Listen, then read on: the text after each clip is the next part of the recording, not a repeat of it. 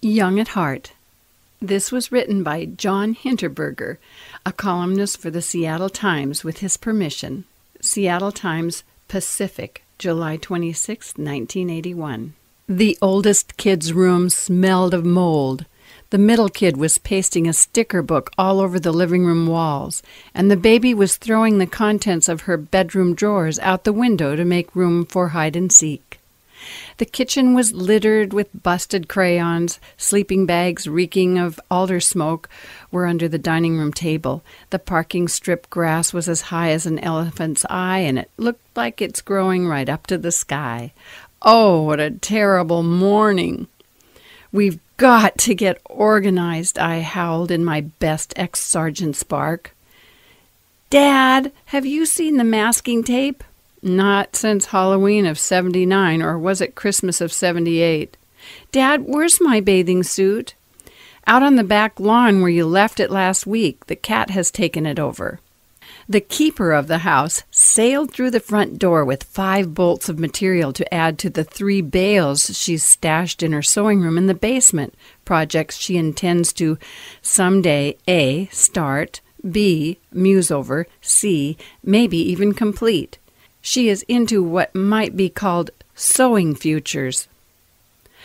"All of our problems are solved," she cried. "You hired Mr. Clean?" "No." "You've had an affair with the White Tornado?" "No. I bought a book, Sidetracked Home Executives from Pigpen to Paradise." "Well," I said, "as long as we get this mess picked up starting right now, I'm for it. What would you like me to help you with?" "Nothing right now. I have to organize a card file." She left and returned an hour later with a card file box and about 2,000 3x5 cards. She sat scribbling things like cobwebs, M17, and mumbling picture frames. "Would you like me to knock down some cobwebs?" I asked. No, she muttered, clearly annoyed. "That isn't due for another 3 weeks." "Why don't I knock 'em down now and not have to worry about it?"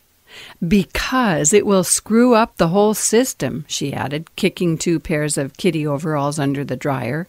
She went back to her cards. 2 days later, she was still filling out cards, and I had stayed home from work to find some socks. On the 3rd day, she mopped her brow and cried, "Done!" She closed the file box with a click and poured herself a Henry Weinhardt. "Wonderful," I said, holding on to a blue sock and a tan sock. "Let's get at it."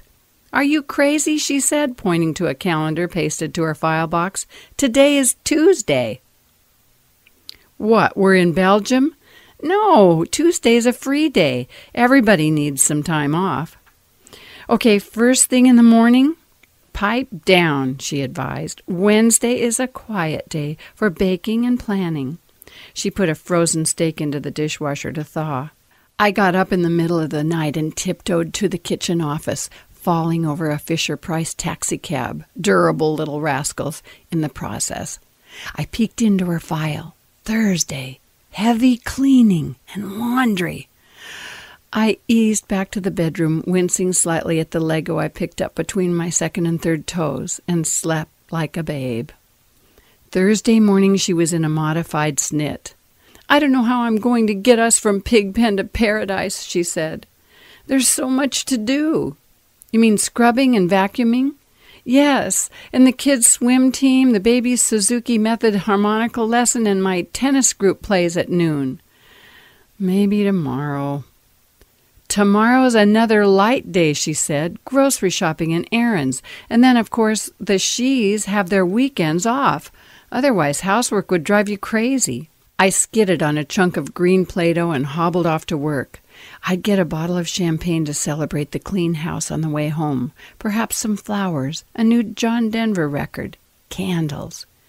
When I got home, I yodeled yoo-hoos and was greeted in silence. I peered into the kitchen and shrieked. Red stains were smeared across the sink. Crimson gore mottled the counters. Vicious red puddles were splotched across the floor. The baby waddled out of her bedroom, deep red staining in her hair. Spouse called up from the basement. "Guess what happened today?" "Your sister Media came to call?" "No, I put up 40 pounds of cherries. I'm bushed. That was heavy. I looked at the champagne, candles, and roses, glanced over at the file box. I had a feeling it just wasn't in the cards. Adore who you are. Adore where you are. Adore who you're with.